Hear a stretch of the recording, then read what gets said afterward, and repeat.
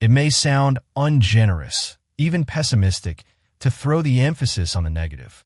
We're so often told that love is about focusing on the good, about seeing the best in people. But perhaps the greatest act of optimism we can perform in our love lives is a practical one. We can fairly say that people who are good at love, who build relationships that are resilient, kind, and fulfilling, know, first and foremost, who not to fall in love with. Think of it like building a house. You can have the most beautiful designs and the most sincere hopes for a warm, welcoming home. But if you knowingly build on unstable ground or with flawed materials, your efforts are destined for heartbreak. In love, the same principle applies. While these wise individuals may have all sorts of friends and a wide, generous sympathy for the many vagaries of being human, when it comes to the profound commitment of who they opt to tie their life to, they are discerning. They are clear-eyed, and this is some of what they will avoid with quiet, unwavering determination. They avoid people who have no sense of how difficult they are to live with. This isn't about seeking perfection. It's about seeking self-awareness. The difficult person isn't just someone with flaws. We all have those. They're someone who is profoundly unaware of their own sharp edges. They leave a trail of frustration and confusion in their wake, yet seem genuinely bewildered when others react with pain.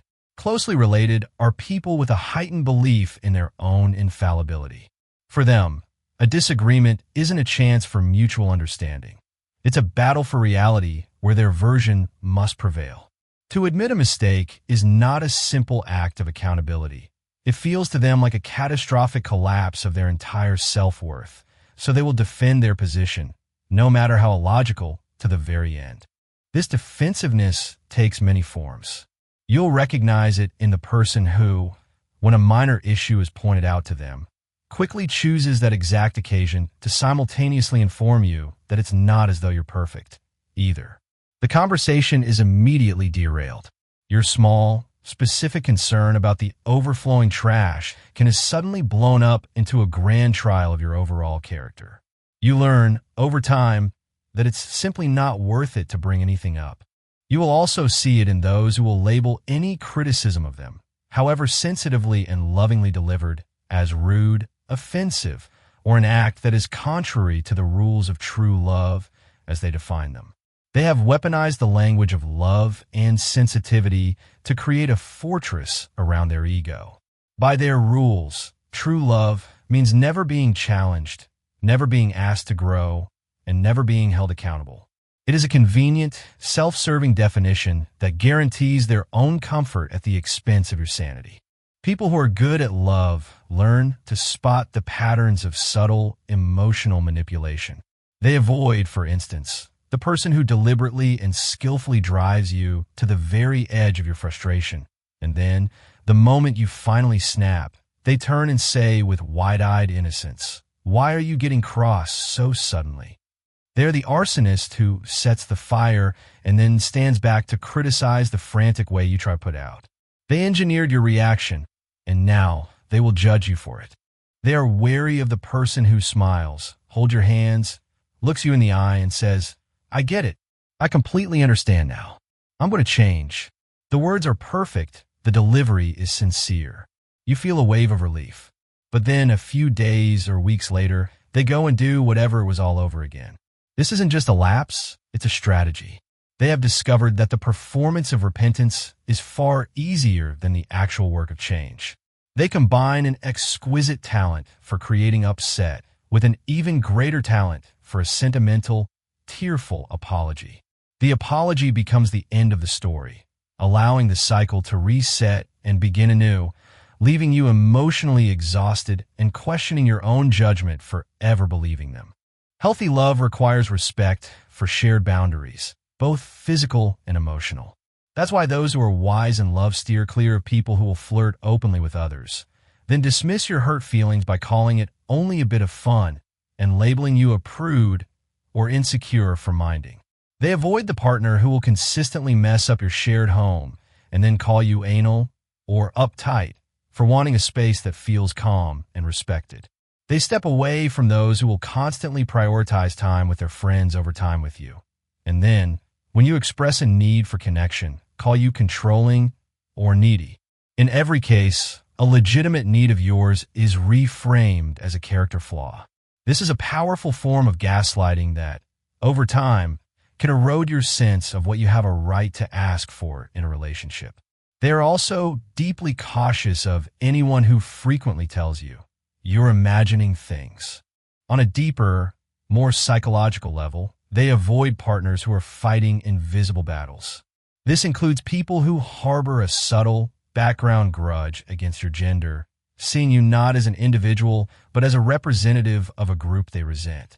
They avoid people who are furious with a parenta-critical mother, an absent father, and don't realize they are projecting that ancient rage and disappointment onto you.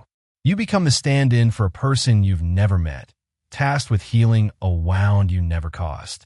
You can't win because you're not even playing a game with the person in front of you. You're wrestling with their ghosts. They recognize the quiet tragedy of those who can't forgive anyone who thinks better of them than they think of themselves. When you offer them genuine love and admiration, it creates a painful cognitive dissonance for them. Your kindness feels like a lie because it doesn't match their internal script of worthlessness. Subconsciously, they will work to sabotage the relationship to prove that their negative self-view was right all along. They will push you away to restore their miserable but familiar inner equilibrium. And perhaps most tragically, they avoid those who claim desperately to want a relationship, but are inwardly so committed to distrust, isolation, and self-hatred that they aren't in any real position to have one, and yet, crucially, they don't know this of themselves. They are in too much pain to know how to want the best for you. Their primary focus, whether they admit it or not, is managing their own inner turmoil. Love, for them, is not about building something with you. It's about finding a temporary balm for their own wounds. They will take your love, but they cannot truly receive it or reciprocate it in a healthy way. They are the ones who refuse to do the necessary work. Let's remember, the people on this list are rarely villains in black hats. They often comprise some of the most charming, beautiful, vivacious, and seductive characters on the planet. Their confidence can be intoxicating, their stories compelling, their energy magnetic. But these alluring traits often mask the underlying difficulties, meaning you could be headed for substantial, soul-crushing challenges in any extended involvement with them. It may take years in the systematic shredding of your confidence in your own judgmento finally work out that they use words like love and commitment without a clue as to what these sacred things should entail. So, how do some people learn to avoid these painful entanglements? Lovers who know how to avoid these types are not inherently clever or better than the rest of us. They've just had the immense good fortune to be looked after early on by people who were tender, consistent, and sweet. Their emotional blueprint for love was drawn correctly from the start. Consequently, they now know, in their bones, how to associate relationships with fulfillment, safety, and peace, rather than with chaos and frustration. Through this immense good luck, they simply have no appetite for suffering. It feels foreign and wrong to them. They have, via direct experience, learned one of life's most vital lessons, that the point of a relationship is to be mutually delighted by another person. For those of us who weren't so lucky, the task is harder, but not impossible. It involves a conscious process of unlearning and relearning. It begins with the radical admission that constant anxiety, drama, and pain are not the price of admission for love. It requires us to listen to that small, weary voice inside that says, "This shouldn't be this hard." It demands that we choose our own peace over the intoxicating chaos of a connection that diminishes us. As we eventually realize, we aren't alive long enough for anything else. Ultimately, this journey of learning who not to love is not a hunt for perfection in another, but a testament to our own developing self-worth. It's the quiet, powerful recognition that we are deserving of a partner who acts as a sanctuary, not a storm, a haven where our best self is not only welcomed, but celebrated and amplified. True love doesn't ask us to shrink ourselves to fit into someone else's unhealed spaces. It gives us the room to grow, the safety to be vulnerable, and the joy of being cherished for who we truly are. The point, after all, is to build a life where joy is shared and burdens are halved, creating a bond that makes the brief, precious time we have on this earth feel truly, deeply meaningful. If these reflections on love and relationships resonate with you, and you're looking to navigate your own journey with more wisdom and self-compassion, we invite you to join our community. Please subscribe to our channel for more insights that help us all live and love more thoughtfully.